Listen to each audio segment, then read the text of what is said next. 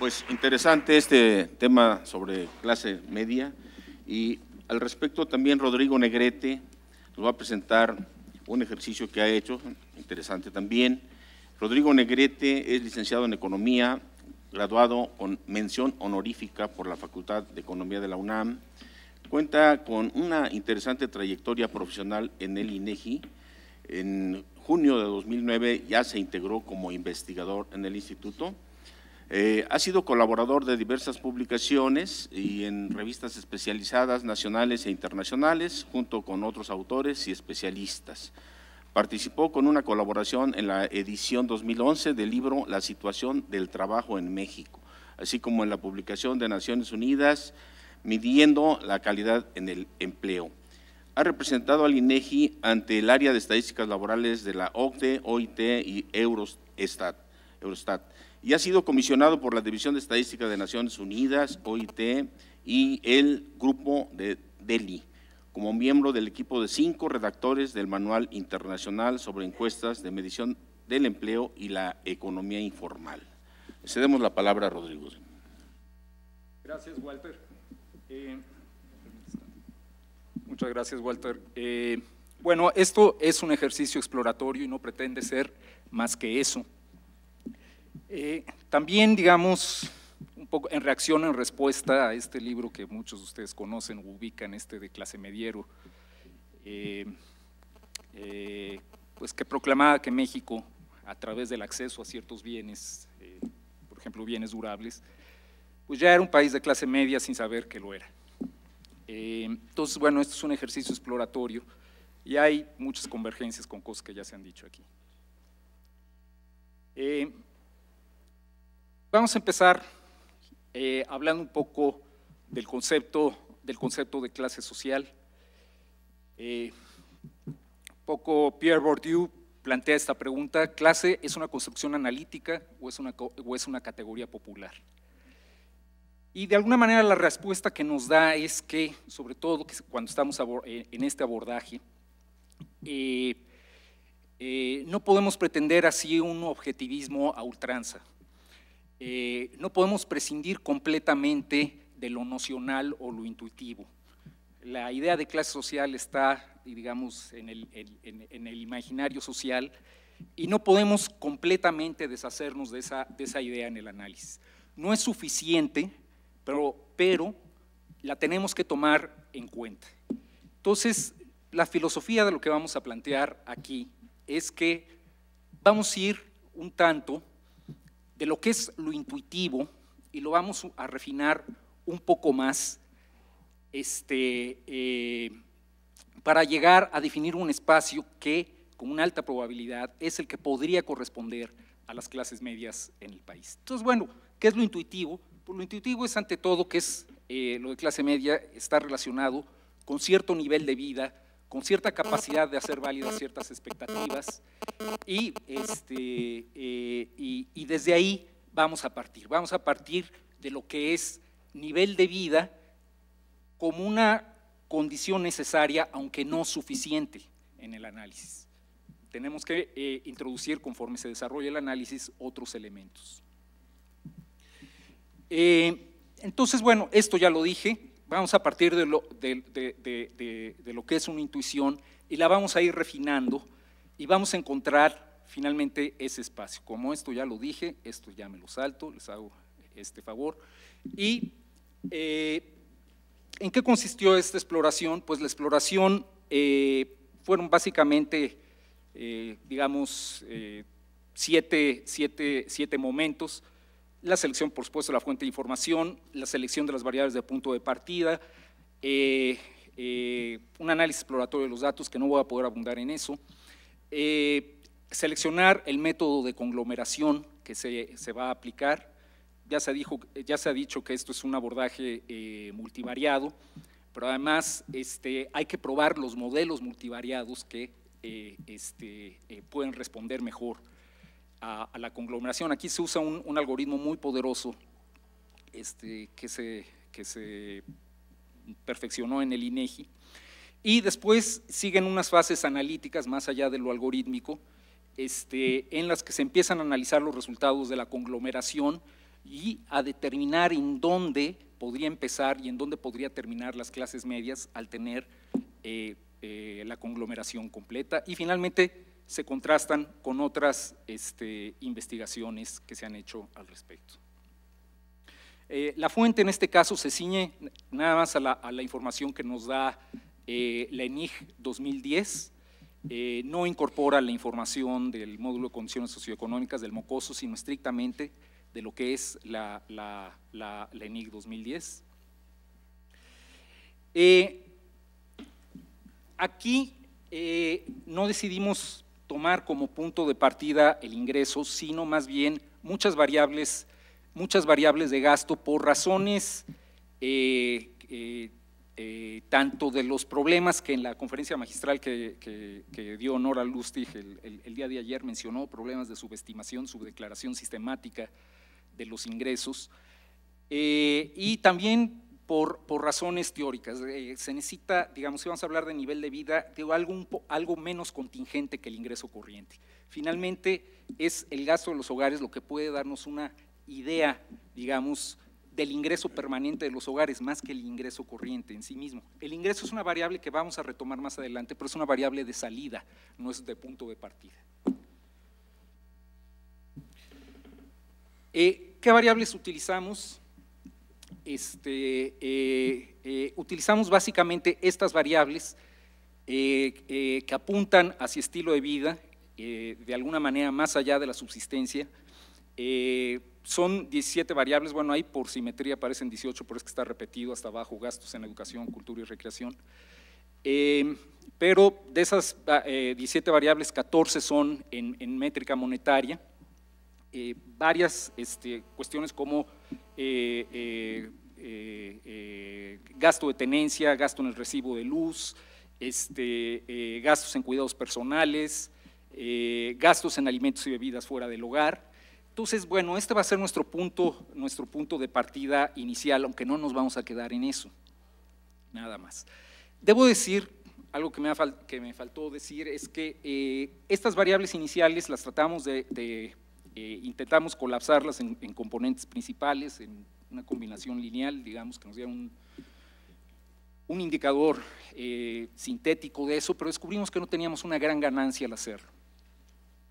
Finalmente necesitábamos como 13 componentes principales para dar cuenta del 80% de la varianza, y finalmente pues no le veíamos mucho caso a perder información, y decidimos trabajar con excepción de una, con las 16 variables que estaban ahí.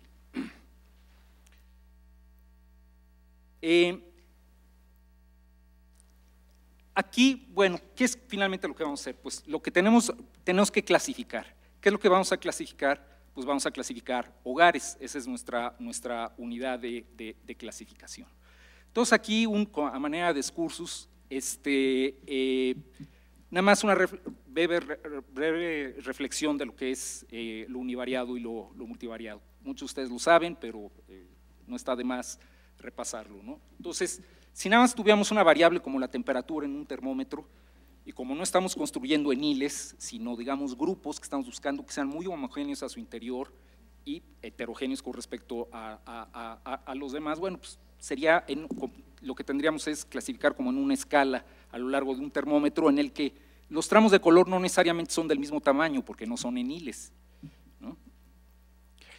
Si ya involucramos dos variables, pues tenemos un plano cartesiano y lo que se nos configura en ese espacio pues son patrones de manchas en el que cada bolita es un hogar, ¿no? Entonces hay hogares que pertenecen a un conglomerado, otros que pertenecen a otro, y esa es, digamos, la representación que tendríamos. Si introducimos una tercera variable, pues ya esas manchas se nos adquieren una dimensión más, se nos vuelven nubes. Y si estamos manejando 16 variables, pues entonces ya lo que tenemos ya son hipernubes, ya es algo que no podemos visualizar, pero que podemos concebir. Pero esas nubes pueden tener configuraciones muy distintas, geometrías muy diferentes. Entonces, aquí un poco el chiste del asunto es saber cuál es la configuración que se ajusta más a nuestra dispersión de hogares en un espacio definido de 16 variables. ¿Qué configuración es finalmente, o qué geometría de nubes es la que más se le parecería, ¿no? Y las geometrías pueden ser muy complejas, puede haber superposiciones, pueden estar totalmente separadas, pueden tener orientaciones distintas, etcétera, ¿no? Entonces, se prueban los distintos modelos de conglomeración, desde los más simples, por ejemplo, el de las K-medias, que supone que las conglomeraciones son esféricas, hasta otras más complejas que necesitan más parámetros, y se estiman esos parámetros por métodos de máxima verosimilitud para definir finalmente cuál es la conglomeración, el modelo de conglomeración con el que nos vamos a quedar, y que es muy importante porque ese modelo de conglomeración nos va a decir en dónde vamos a agrupar a cada hogar que estamos observando y cuántos hogares va a haber en los grupos. Y además el método de conglomeración, no me voy a detener en esto, también nos ayuda a través de un indicador que se llama BIC, Bayesian Information Criteria, nos da una buena pista de cuántos conglomerados vamos a necesitar. Entonces hay un momento en el que esa función, que tiene una forma logarítmica, nos va a decir que si añadimos más conglomerados, pues ya no ganamos realmente mucho en maximizar este indicador. Entonces se llega a que se eligen los modelos, uno para el dominio urbano, otro para el dominio rural de la ENIC. Ya sabemos que no le debemos de llamar rural, pero bueno, se refiere a lo de menos de 2.500 habitantes. Son modelos distintos para cada dominio, y en ambos dominios finalmente a lo que se llegó es que no necesitamos más de 7 conglomerados para trabajar con ellos. Esos 7 conglomerados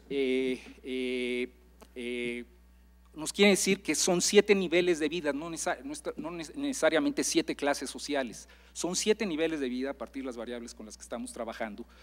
Y en el primer estrato, me voy a ahorrar cómo lo ordenamos, porque sería detenernos mucho, pero en el primer estrato, digamos, estaría el nivel de vida más bajo, en el séptimo el mejor de vida, tanto en lo que respecta al urbano como en lo rural.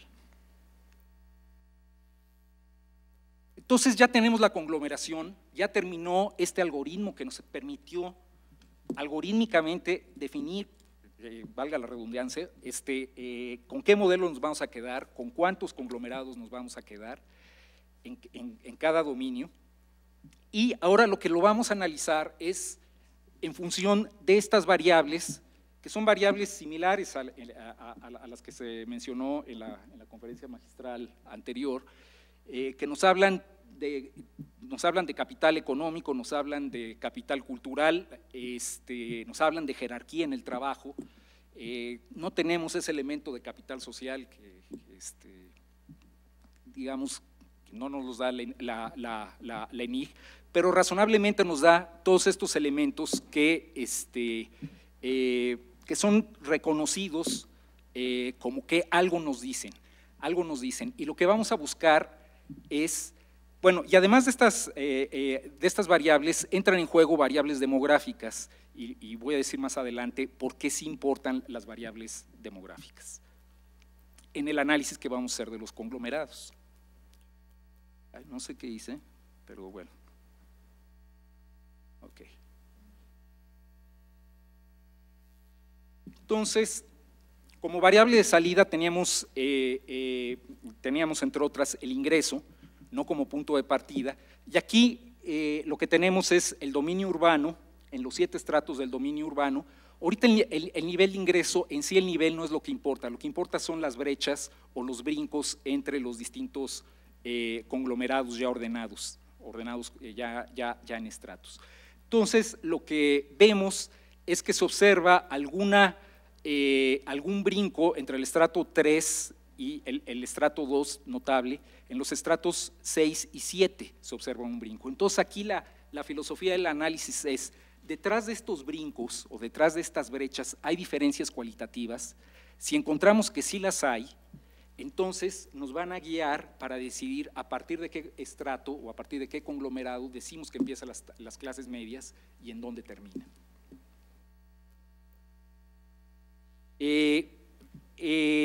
Entonces sí, se confirma, me voy a tener que ahorrar toda esta parte, se confirma que si hay una ruptura cualitativa del estrato 3 urbano con respecto al 2, en prácticamente todas estas variables de análisis, en todas estas variables de salida, además del ingreso.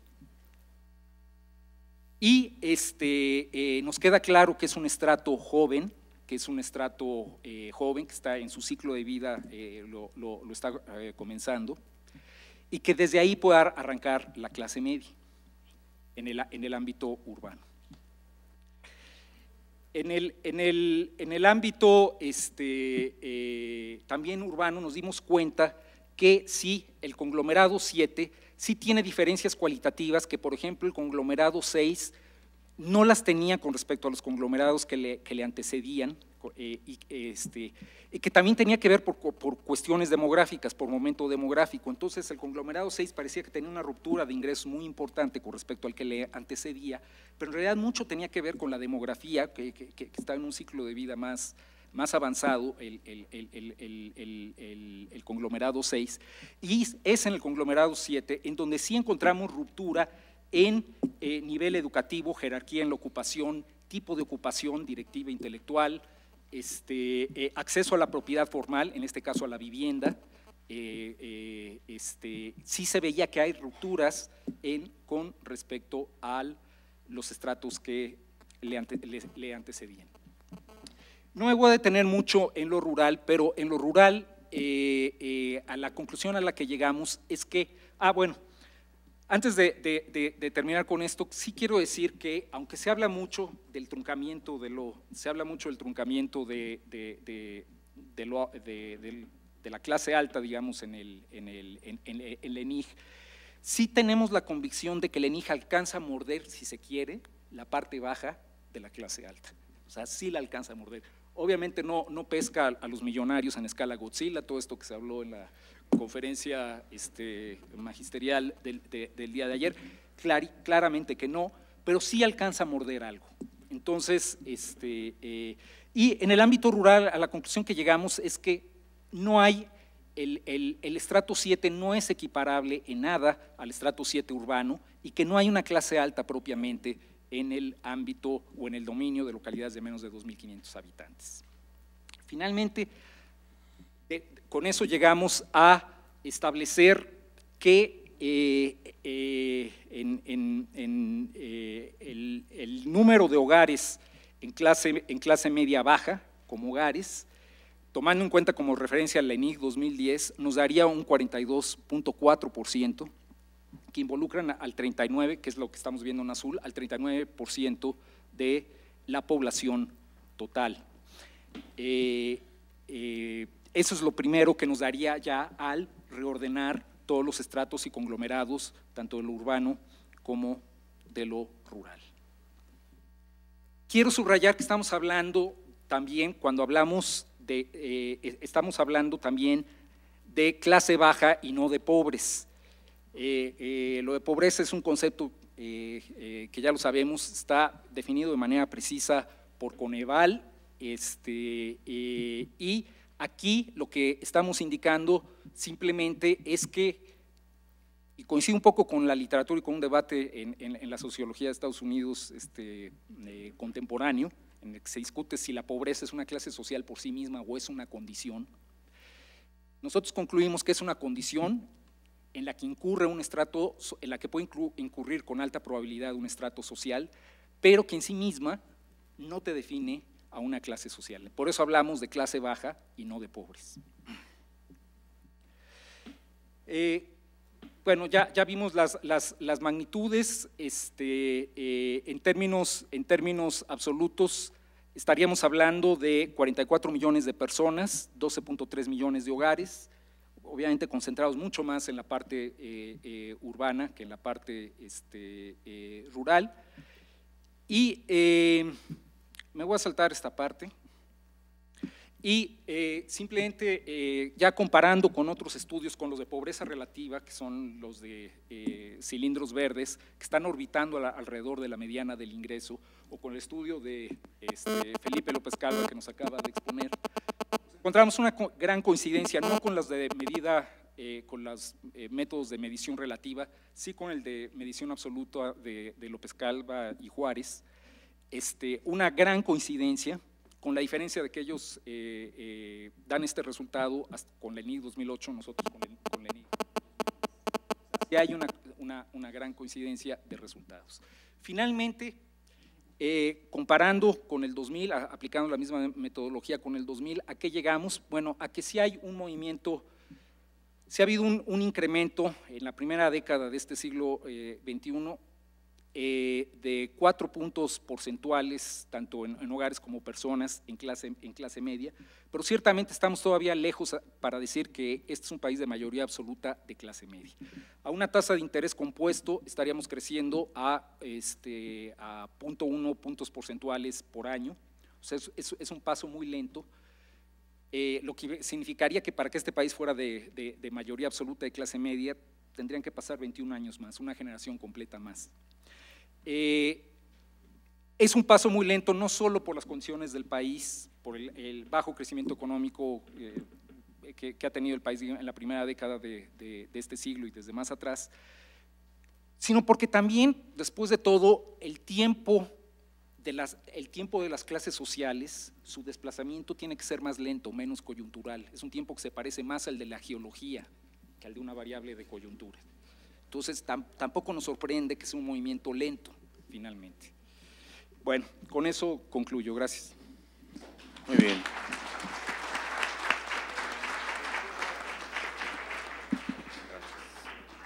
Interesante ver esta confrontación, dos planteamientos sobre la clase media y además con algunas coincidencias.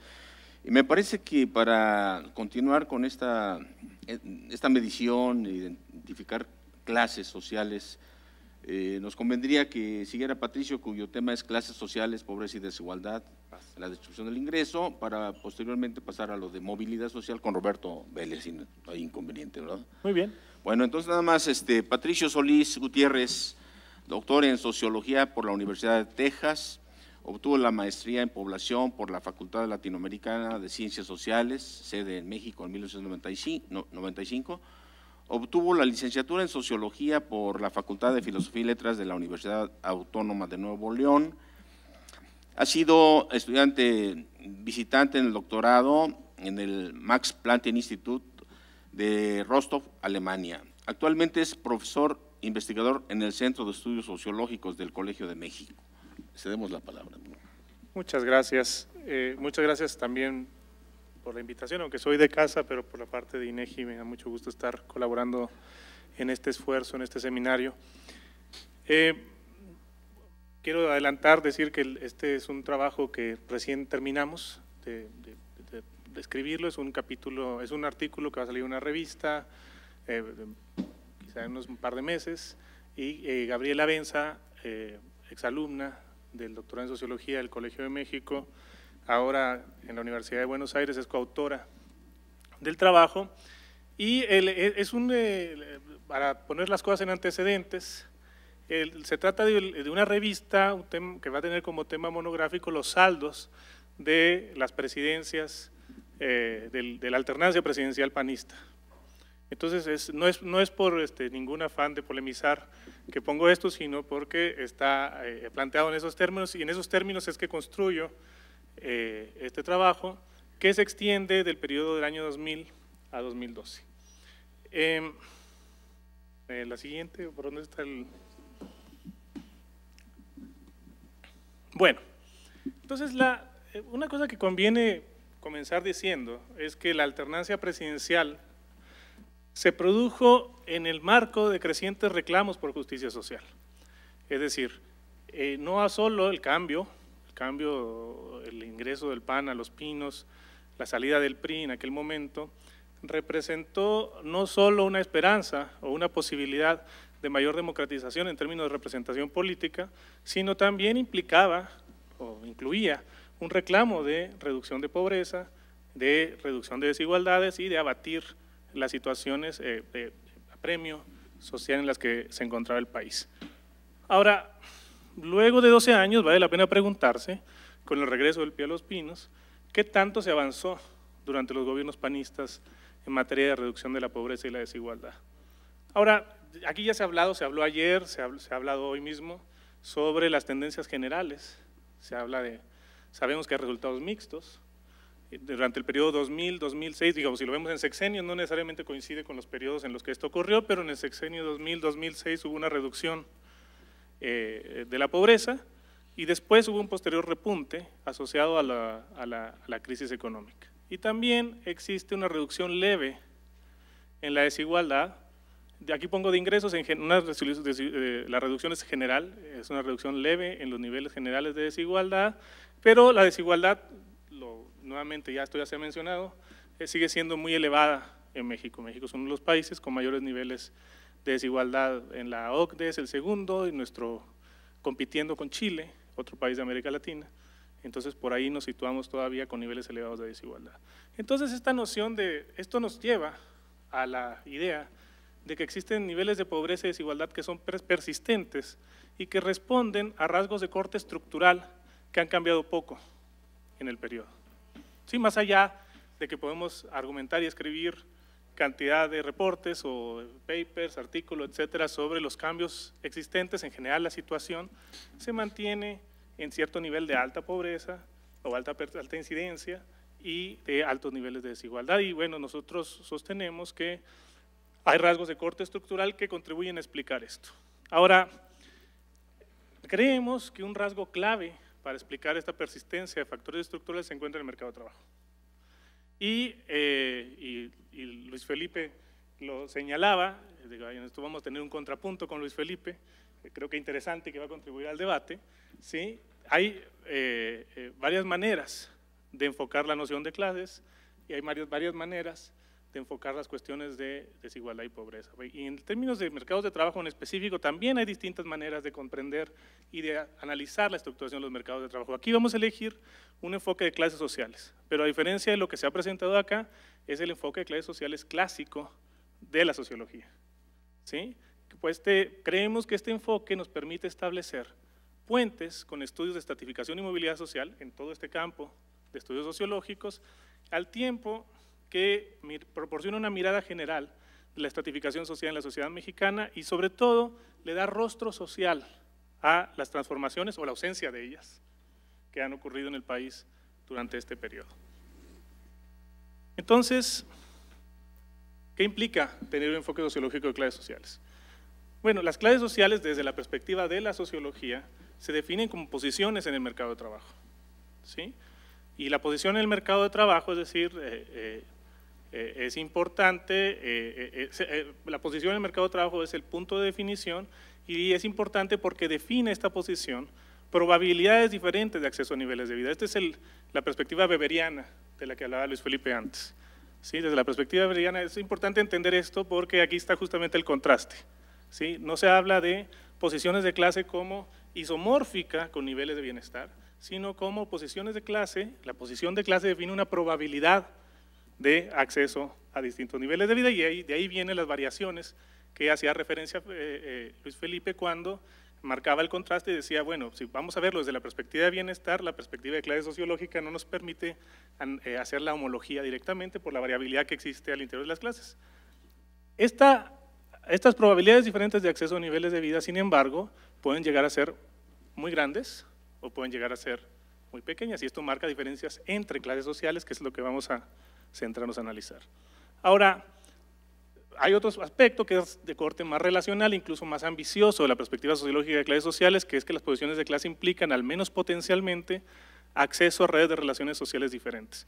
Y esto implica todo un componente que yo llamo relacional de la pertenencia de clase, que va más allá del componente distributivo de la pertenencia, en términos de acceso a bienestar de la pertenencia de clase. Relacional en términos de que las personas que forman parte de las mismas clases sociales conviven entre ellas, se casan entre ellas, van al club, a los mismos restaurantes, etcétera, etcétera, o no van.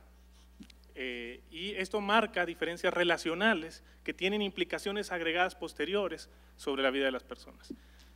Este segundo punto, sin embargo, no es necesario, ¿cómo se dice?, adoptarlo en un análisis de clases. Digamos, una potencialidad, y lo que nos vamos a centrar es en la perspectiva de posiciones de clase que definen probabilidades diferentes de acceso a niveles de vida.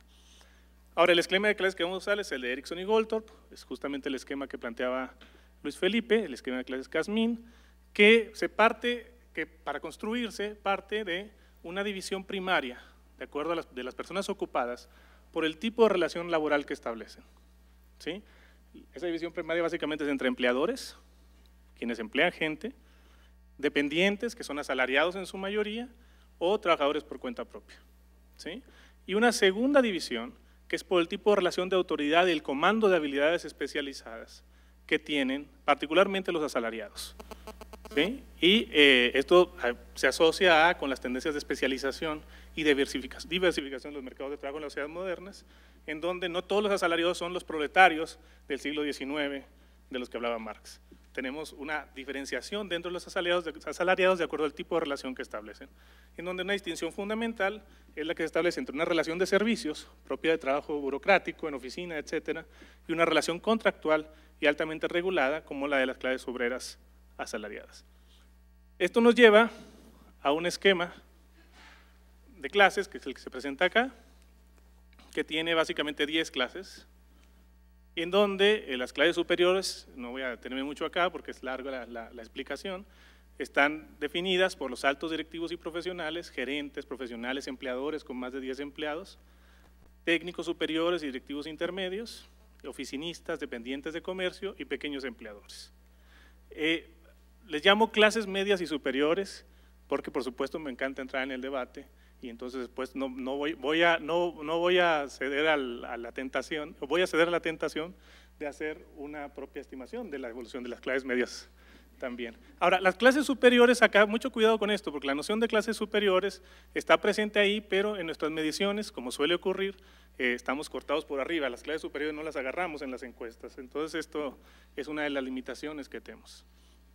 Tenemos un segundo grupo que son las clases trabajadoras, que incluye a trabajadores independientes sin empleados, que no son asalariados, pero que poseen algún oficio o o que son comerciantes por cuenta propia, también están incluidos ahí. Tenemos asalariados manuales, calificados y semicalificados, y luego un conjunto muy amplio de trabajadores manuales de baja calificación. Y luego las clases agrícolas, que básicamente son propietarios o venden su fuerza de trabajo. Entonces, establecido ese esquema de clases sociales, con 3 macroclases, clases medias y superiores, trabajadores y agrícolas, vamos a hablar un poco sobre el volumen, composición e ingresos de las clases sociales. ¿Qué pasó bajo esta definición con las clases sociales durante los sexenios del panismo en México? Se corre. ¡Ah, caramba! Ahí está. Bueno, como pueden ustedes ver, el panorama general es un panorama de estabilidad, ¿sí? Tenemos un muy ligero incremento de las clases medias, que en mi estimación, centrada en clases ocupacionales, es alrededor, por ahí también coinciden, más o menos, estamos hablando de alrededor del 32, 34%, clases trabajadoras cerca de la mitad, y clases agrícolas con una ligera reducción alrededor del 10%. Son datos de la ENE del 2000, de la ENOE 2006 y la ENOE de 2012. Ahora bien, esta macro división, por supuesto, nos permite una mirada general y nos permite polemizar, si acaso, si es necesario, creo que no, con respecto a la evolución de las clases medias, pero evidentemente hay bastantes diferencias internas en la composición de las clases, ¿sí? Lo que tenemos básicamente es que incluso cuando tenemos una perspectiva de 10 clases sociales, ¿sí?, una división de 10 clases sociales, la estabilidad sobresale, es decir, tenemos un estancamiento, por decirlo de alguna manera, estructural. Y estos los únicos cambios que uno podría identificar, que son cambios pequeños, ¿sí?, son los siguientes. Primero, la reducción de los pequeños propietarios agrícolas, ¿sí?, que podría estar asociado a un proceso de descampenización, o como se diga, difícil palabra, ¿sí? Este es uno de los cambios. Un segundo cambio que es, fíjense, una reducción de los asalariados manuales calificados y semicalificados, y los únicos 2 grupos que muestran cierto incremento, clases que muestran cierto incremento, son trabajadores manuales de baja calificación, es decir, los de menos calificación en el entorno urbano, Y los dependientes de comercio, que son de las clases medias, tal como las definimos nosotros, son también los que están en peores condiciones laborales y de ingresos. Y entonces, si a esto le sumamos, ¿sí? Voy a nada más plantear la cuestión antes de decir lo anterior, que lo que denota esto es que tenemos un estancamiento, se hablaba antes de movilidad social, se va a hablar más adelante de movilidad social, pero sí un estancamiento de las oportunidades colectivas de movilidad social. Es decir, la estabilidad de la estructura ocupacional implica que no se generan oportunidades colectivas hacia arriba de la estructura ocupacional para que se dé este cambio. Y uno podría decir, bueno, ¿qué tanto es lo que se requeriría? O si no se puede, si esto es a lo que se puede llegar, veamos, comparemos con las estructuras de México con las de otros países. Esto es México, Chile y Europa, las estructuras de clase. Están un poco más agrupadas porque son los datos que pude conseguir en 7 clases, pero vean 1 más 2, es decir, las clases superiores. Tenemos en México la mitad de nuestra fuerza de trabajo ocupada en las clases superiores de lo que hay en Europa. Y todavía con respecto a Chile tenemos un déficit. Y tenemos, en cambio, un superávit en 7A, 7B y 7C. Es decir, tenemos una estructura ocupacional que es macrocéfala en las clases que ofrecen menos salarios, menos productividad, etcétera, etcétera, y tenemos déficit en las ocupaciones de mayor productividad vinculadas y de mayor ingreso también. Muy bien. ¿Cuáles son las tendencias? Vamos a hablar de tendencias. 2000, 2006 y 2002. Este es el promedio de ingresos laborales a enero de 2003 en el año 2000 para cada una de las clases. Si bien existe esa dispersión de la que hablaba Luis Felipe, también es cierto que existen diferencias fuertes en los ingresos promedio entre las distintas clases, que pueden llegar a ser de 10 o de 12 a 1. Como pueden ver aquí, se observa cierto gradiente o un fuerte gradiente en el ingreso promedio de las clases. ¿Qué pasa en el tiempo? Lo que ocurre, básicamente, ¿sí?, con relación a 2006, ojo que estamos hablando de ingresos laborales individuales, ¿sí? Lo que ocurre es que hay incrementos, sabemos que hubo una reducción de la pobreza y esto se asocia por supuesto al incremento de los ingresos laborales. Hay incrementos laborales en el promedio, en términos generales hay incrementos, pero esos incrementos se distribuyen de manera ligeramente diferencial entre las clases. Y una cosa interesante que pasa, y esto se ve en la parte de la derecha, en la gráfica que está en celeste, que es el cambio, la variación para cada clase en el periodo 2000-2006, lo que se ve es que solo una clase reduce sus ingresos, y esta es la clase superior. Entonces hay un proceso de redistribución de la clase superior hacia las clases inferiores, ojo, en un contexto de incremento de los ingresos. Y esto nos habla de un proceso justamente de redistribución de arriba hacia abajo, de las clases superiores a las inferiores, en condiciones de mejora social. Pero ¿qué pasa en el periodo 2006-2012? Sabemos que está la crisis económica, sabemos que se incrementó la pobreza, bueno, pues viene esta reducción de los ingresos, que es una reducción generalizada prácticamente para todas las clases sociales, a excepción de las clases agrícolas, que ya tienen ingresos tan bajos que es mucho más difícil, es difícil que bajen mucho más, ¿sí? Pero este cambio que ocurre entre 2006 y 2012 lo que implica es nuevamente una redistribución, pero en condiciones de empobrecimiento, ¿sí? Ahora, ¿cómo vinculamos esto con pobreza y desigualdad? ¿Sí? Aquí tenemos algunos caveats metodológicos. La pobreza, la desigualdad del ingreso se mide en la escala de los hogares, mientras que la clase social es un atributo de los individuos ocupados. Entonces, ¿cómo vamos a establecer el vínculo? Hay varias estrategias posibles. Aquí optamos por una muy simple, es mediante la clase social del perceptor principal del hogar. Y el segundo caveat es que las encuestas de empleo, y estamos trabajando con la encuesta, la ENEU y la ENOE, las encuestas de empleo solo reportan ingresos laborales. Entonces no vamos a trabajar con la ENIG, que son donde obtenemos nuestras mediciones de pobreza y desigualdad de ingresos totales, y entonces nos vamos a restringir a ingresos laborales, y por tanto tenemos que hablar de algo lo que llamo aquí vulnerabilidad laboral a la pobreza, que es básicamente los hogares, aquellos hogares en donde la suma de los ingresos laborales no alcanza para superar la línea de pobreza. Y vamos a utilizar las líneas de pobreza del Comité Técnico para simplemente poder facilitar la comparación entre 2000 y 2012. Ahora, Cuando hablamos de desigualdad, vamos a hablar también de desigualdad en ingresos laborales de los hogares, no en ingresos totales. Está pendiente una extensión al ENIG, que nos va a costar un poco de trabajo, no solo porque el ENIG no está disponible todavía, sino porque a partir de 2010 cambió la clasificación de ocupaciones, ya no tenemos la CMO, sino tenemos la QO, QO es el nombre, la clasificación única de ocupaciones, y entonces vamos a tener que hacer un ejercicio de reconstrucción de nuestro esquema de clases sociales, pero lo haremos seguramente.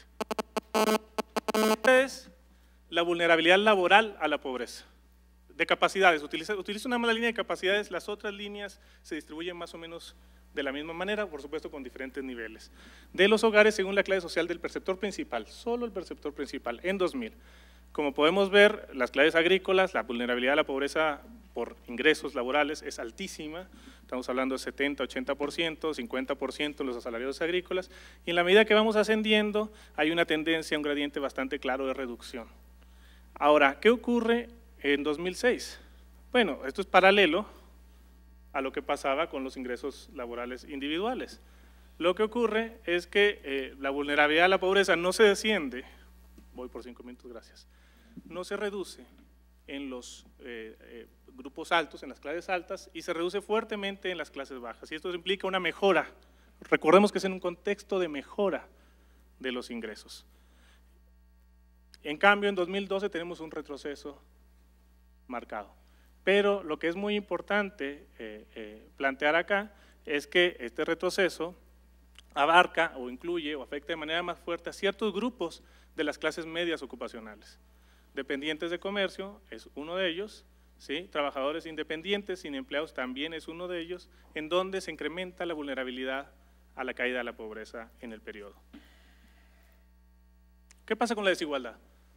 Estas son medidas de desigualdad de la distribución de los ingresos laborales y son dos medidas, el Gini y es el índice de Theil. Uso el índice de Theil porque permite descomposición. Entonces voy a poder hacer la descomposición intraclase y entreclase.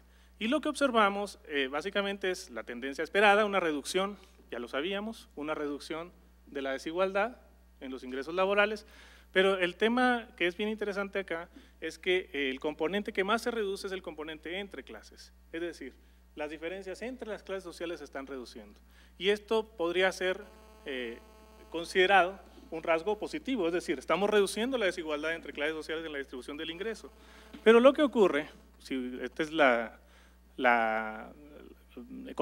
es que hay que mirar con mucho más detalle cuáles son las tendencias en la apropiación del ingreso laboral de los hogares para las distintas clases. Entonces, esta es la media relativa del ingreso laboral por hogar, según la clase del perceptor principal, que simplemente es una razón entre la proporción del ingreso que jala cada clase, entre la proporción de hogares que hay en cada clase, ¿sí? Y entonces tenemos nuevamente que los hogares encabezados por altos directivos y profesionales jalan más de 2 veces lo que significa su proporción en términos de la clase, tenemos un gradiente, pero vean lo que pasa con la evolución 2000-2006.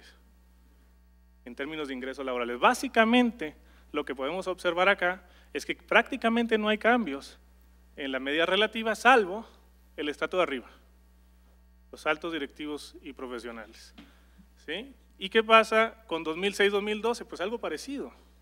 La diferencia es que en un momento, en 2000-2006, fue en un periodo de crecimiento económico y en 2006, y de crecimiento de los ingresos, y en 2006-2012 fue en un periodo de contracción y de retroceso de los ingresos, de tal manera que la reducción de la desigualdad en el periodo 2000-2006 puede ser interpretada de manera muy diferente a la de 2006-2012, porque en el segundo caso la reducción no implica una mejora en las condiciones de bienestar de las clases trabajadoras ni de las clases agrícolas, sino una reducción de la desigualdad, por lo que aquí Fernando y Rosa María hace ya 20 años llamaron equidad por empobrecimiento.